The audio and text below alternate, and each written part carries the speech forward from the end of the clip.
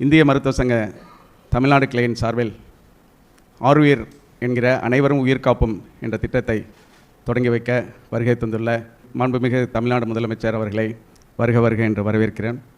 சாதாரணமாக சாலை விபத்துகள் மற்றும் மாரடைப்பு போன்ற ஆபத்துகளில் யாருக்காவது இதயம் திடீரென்ற செயலிழந்து விட்டால் உயிரிழப்பு ஏற்படுகிறது. அவர்களை ஆஸ்பத்திரியில் மருத்துவமனையை சேர்க்கும் தருவாயில் அருகில் இருப்பவர்கள் அந்த நின்று போன இதயத்தை செயற்கையாக செயல்பட வைத்து அந்த உயிரை காப்பாற்ற முடியும்.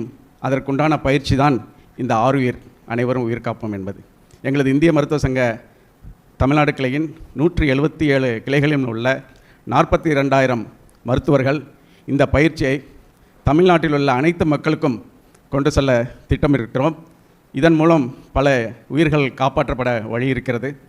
அதுபோக இந்த திட்டத்தின் மூலம் தமிழகம் மக்கள் அனைவரும் 100% இந்த பயிற்சியை தெரிந்து வைத்திருக்கின்ற மாநிலமாக மாற்ற வேண்டும் என்று நாங்கள் உறுதி கொண்டிருக்கிறோம். அந்த வகையில் இன்று மட்டும் 150 இடங்களிலே இந்த உயிர் காக்கும் பயிற்சி நடைபெற்று வருகிறது. இந்த நேரத்தில் இந்த திட்டத்தை மாண்புமிகு தமிழ்நாடு முதலமைச்சர் அவர்கள் வருகை தந்து துவக்கி வைப்பது என்பது வரலாற்றில் நடக்கக்கூடிய மிகப்பெரிய நிகழ்வாக நாங்கள் கருதுகிறோம்.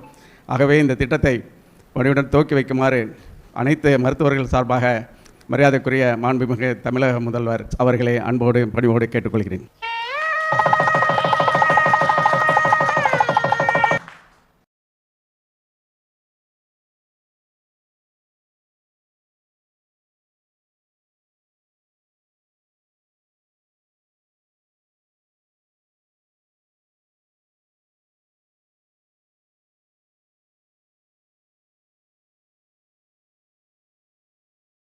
செய்து பாருங்கள்.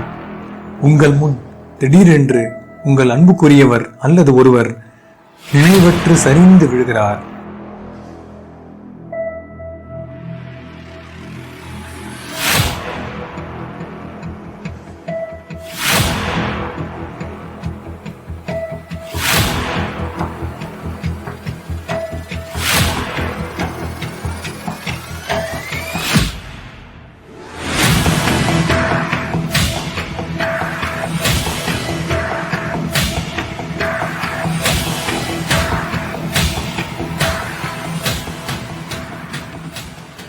அவசர ஊர்தி வருவதற்கு முன்னே அவரை காப்பாற்றும் சூப்பர் பவர் உங்கள் கைகளில் இருந்தால் நன்றாக இருக்கும் அல்லவா?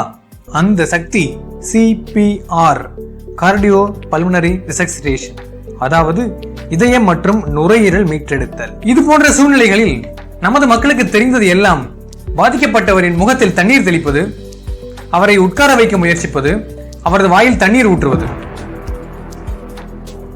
ஒருவேளை பாதிக்கப்பட்டவருக்கு இதயம் பாதிக்கப்பட்டு இருந்தால் இவ்வாறு செய்வது எந்த வகையிலும் உதவ போவதில்லை.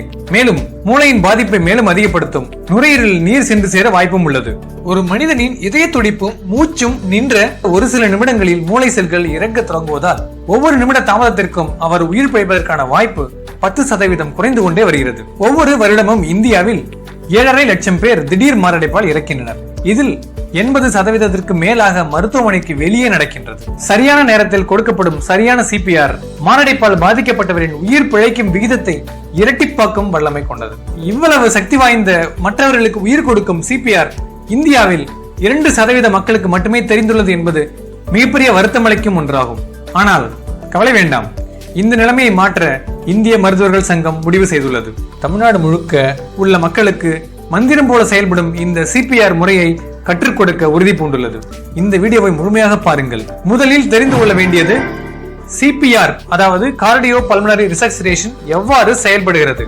ஒரு நபர் உயிருடன் இருக்க அவரது இதயம் சரியாக இயங்கி இரத்த ஓட்டம், மூளை மற்றும் பிற முக்கிய உறுப்புகளுக்கு ஆக்சிஜன் மற்றும் அத்தியாவசிய ஊட்டச்சத்துக்களை வழங்க வேண்டும் மற்றும் நுரையீரல் சரியாக சுவாசிக்க வேண்டும். ஏதேனும் ஒரு காரணத்தால் நுரையீரல் மற்றும் இதயம் நின்றுவிட்டால் வெளிப்புறத்தில் இருந்து மார்பினை அழுத்தி மற்றும் வாய் வழியாக மூச்சு கொடுத்து தானாக செயல்படாத இதயம் மற்றும் நுரையீரலை செயல்பட வைப்பதே CPR. மருத்துவமனைக்கு செல்லும் வரை அருகில் இருப்பவர் CPR சரியாக செய்வதன் மூலம் அந்த நபரை காப்பாற்ற வைக்க முடியும். CPR உங்களை ஆச்சரியப்படுத்துகிறது அல்லவா?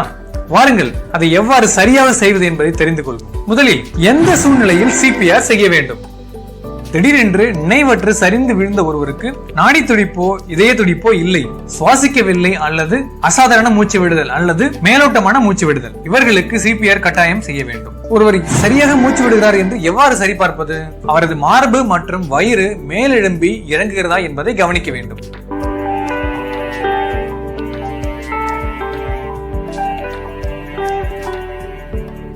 சரி, நாடி துடிப்பை எவ்வாறு சரிபார்ப்பது? பாதிக்கப்பட்டவரின் கழுத்தில் குரல் வலிக்கு பக்கவாட்டில் உள்ள பள்ளத்தில் 2 விரல்களை வைத்து சரிபார்க்கவும். ஒரு வலுவான சீரான நாடி துடிப்பு இருக்கிறதா என்று பார்க்க வேண்டும். சரியான நாடி துடிப்பு எவ்வாறு இருக்கும் என்று தெரிந்து கொள்ள நீங்களே உங்களுக்கு வைத்து பாருங்கள். உங்கள் 2 விரல்களை எடுத்துக்கொண்டு உங்கள் குரல் வலிக்கு மேல் வைத்து லேசாக பின் சென்றால் அங்கே உள்ள பள்ளத்தில் உங்கள் துடிப்பை உணர முடியும். இது போன்ற சீரான துடிப்பு இல்லை என்றால் அவருக்கு சிபிஆர் தேவை.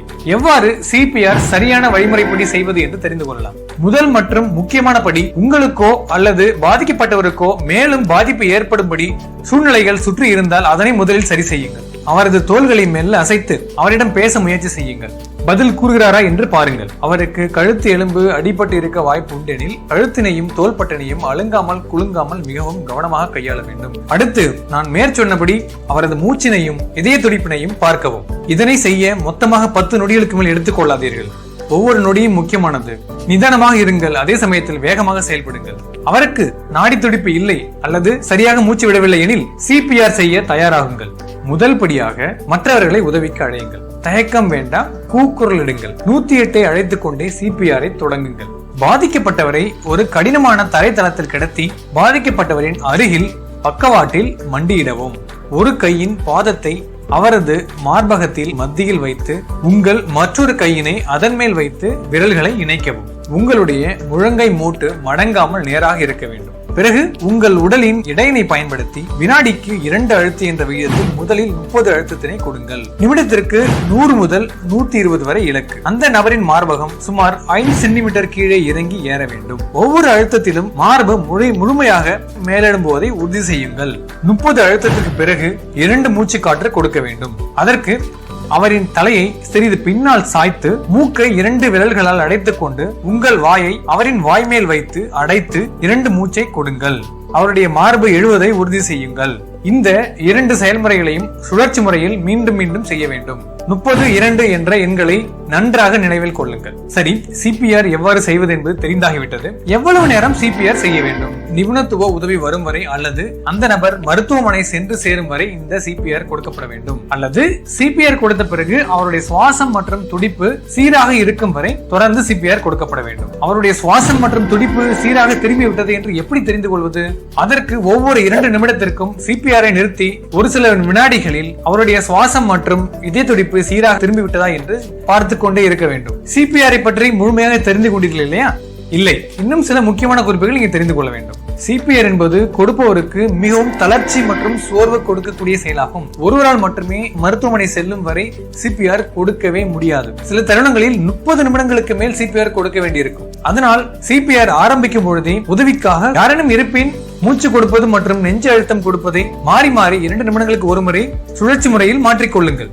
சிபிஆர் செய்கின்ற பொழுது ஏற்படும் சத்தங்களை வைத்து ஒரு சில பேர் விழா எலும்புகள் உடைந்து விட்டதோ என்று எண்ணி சிபிஆர் செய்வதை நிறுத்திவிடுவர். பாதிக்கப்பட்டவர் வாழ்வா சாவா என்ற தருணத்தில் இருப்பதால் எக்காரணத்தை கொண்டும் சிபிஆர் செய்வதை நிறுத்த வேண்டாம். விழா எலும்புகள் உடைந்திருந்தாலும் கூட அவர் உயிர் பிழைத்த பின் தாராளமாக சரி செய்து கொள்ளலாம். உங்களுக்கு மூச்சு கொடுப்ப தயக்கமாக இருந்தால் நெஞ்சு அழுத்தம் மட்டுமாவது தொடர்ந்து கொடுத்து கொண்டிருங்கள். இது அவரது உயிர் பிழைக்கும் விகிதத்தை அதிகப்படுத்தும். அடுத்து ஒரு முக்கியமான குறிப்பு. சிறு குழந்தைகள், அதாவது கை குழந்தைகளுக்கு சிபிஆர் கொடுக்கும் பொழுது ஒரு சில மாற்றங்கள் உண்டு. அதை தெளிவாக தெரிந்து கொள்ளுங்கள். முழு கையை பயன்படுத்த வேண்டாம், 2 விரல்களை பயன்படுத்தினால் போதும். இரண்டாவது, அழுத்தம் கொடுக்கும் பொழுது மற்றவர்களுக்கு 2 இன்ச் அதாவது 5 சென்டிமீட்டர் மார்பகம் உள்ளே அழுத்த வேண்டும். ஆனால் கை குழந்தைகளுக்கு 4 சென்டிமீட்டர் அழுத்தினால் போதுமானது. அதாவது அவர் மார்பக விட்டத்தில் 3 1 பங்கு. சரி, சிபிஆர் கொடுத்தாகிவிட்டது. கொடுத்து கொண்டிருக்கும் பொழுதே அவர் மூச்சும் இதய துடிப்பும் சீராகிவிட்டது. இப்பொழுது என்ன செய்ய வேண்டும்? கொடுக்கப்பட்ட சிபிஆரில் ஒருவருக்கு தனிச்சையாக மூச்சும் இதய துடிப்பும் வந்துவிட்டால் அவரை உடனே ரெக்கவரி பொசிஷனுக்கு மாற்றி கிடத்துங்கள். மேலும் சிபிஆர் மூலம் ஒருவர் மீண்டும் சுயநினைவை அடைந்தாலும் உடனடியாக மீண்டும் வராமல் இருக்க அவருக்கு சிகிச்சை அவசியம். அவர் மருத்துவமனைக்கு கட்டாயமாக எடுத்து செல்லப்பட வேண்டும். இதுவரை இந்த வீடியோவை பார்த்துள்ளீர்களா? ஹேண்ட்ஸ் ஆன் ட்ரைனிங் கண்டிப்பாக தேவை. அதனால் அருகில் உள்ள இந்திய மருத்துவ சங்கத்தை அணுகுங்கள் அல்லது இந்த சிபிஆருக்காக ஹேண்ட்ஸ் ஆன் ட்ரைனிங் கொடுக்கும் நிறைய நிறுவனங்கள் உள்ளன, அவர்களை தொடர்பு கொள்ளுங்கள். நன்றி.